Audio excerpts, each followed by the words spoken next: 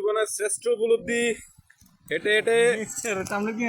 হ্যাঁ, এই যে আমাদের নূর মোহাম্মদ যাচ্ছে পানি দিয়ে, কোমর পানি দিয়ে আমাদের বাইরে আসতেছে। আমিও আছি। উদ্ধারের লাই ভাই হেলিকপ্টার ফাটাইতে বলতেছে সবাই।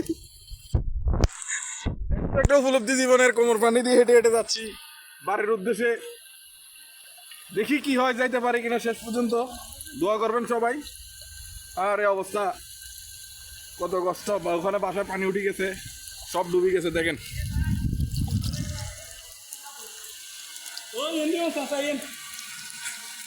এই যে আমার বড় ভাইরা আসতেছে।